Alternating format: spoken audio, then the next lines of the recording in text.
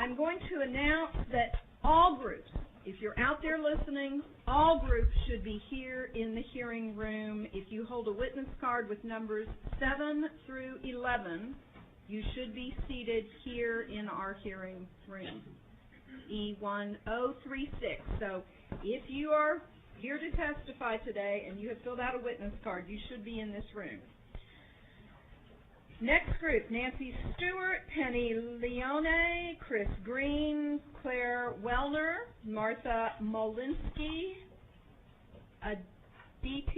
Aditi Ray Allen, and they will be followed by Robert R.J., Lola Estes, Linda Curcio, Andrea McGardle, Pamela Johns, Ashley Short. Nancy Stewart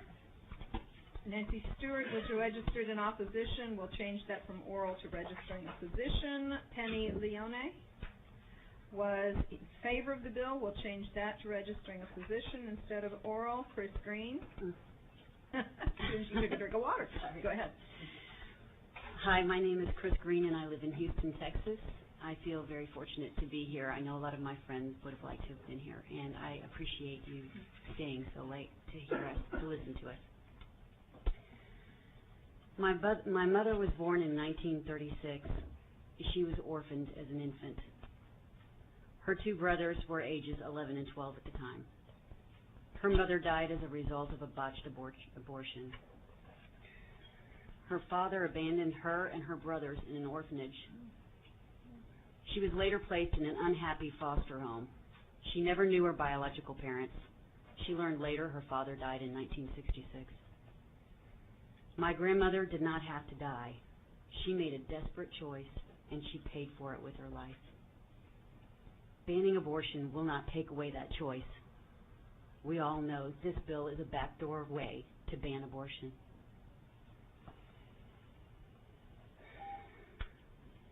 I have a lot of things written down, and all of you have heard all of the reasons a million times today. So I'll just say that I am not an activist. I've never done anything like this before.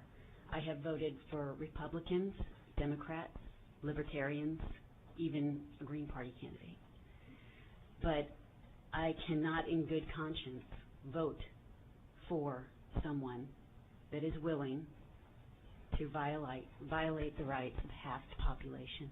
And so it really cuts down my choices because I'm a fiscally conservative person, but I'm socially liberal, and I think that there is a lot of people like that.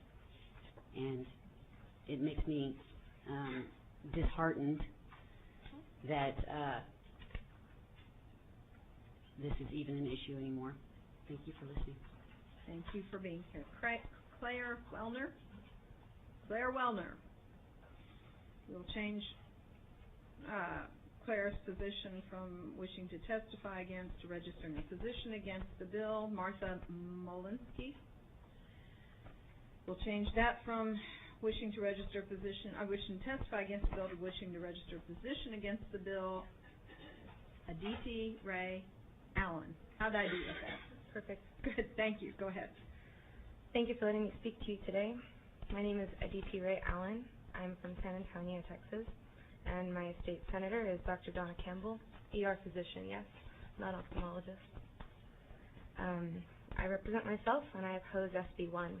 I want to talk to you about the scientific basis for fetal pain. I had different points to make, but what I found today is frankly more interesting. I just wanted to share my reaction to Senator Campbell's invitation earlier today to come find a packet of literature relating to fetal pain that she had available in her office. She's my senator, and I felt like I could go and ask about it. She said this around 11:50 a.m., and I went straight to her office and asked for said literature packet. And the staff was really nice, but they didn't know what I was talking about. I went a second time, like an hour or so later, and spoke with another really nice staff member. They still couldn't produce said literature packet. The third time I went, I met the staffer who had the articles, and she printed them for me, and I have them here now. It was about an hour ago, and I haven't had time to read through it all the way comprehensively, but I want to address some preliminary concerns. One of the three is a New York Times article, which of course is not peer-reviewed. It's not an academic journal. Another is a non-journal, non-peer-reviewed survey of what seems to be anything that they can find referring to fetal pain, and it's published in doctorsonfetalpain.org. There's a lot of different references in here. I haven't gotten a chance to look through all of them, but it in itself is not published in a peer-reviewed journal. The third is a multidisciplinary review published in Clinician's Corner in Clinical Review, and is the closest to a peer-reviewed publication of the three. I will now read its conclusion. Evidence regarding the capacity for fetal pain is limited, but indicates that fetal perception of pain is unlikely before the third trimester. Little or no evidence addresses the effectiveness of direct fetal anesthetic or analgesic techniques. Similarly, limited or no data exists on the safety of such techniques for pregnant women in the context of abortion. Anesthetic techniques currently used during fetal surgery are not directly applicable to abortion procedures. Your time's up. Thank you. All right. Thank you to this panel.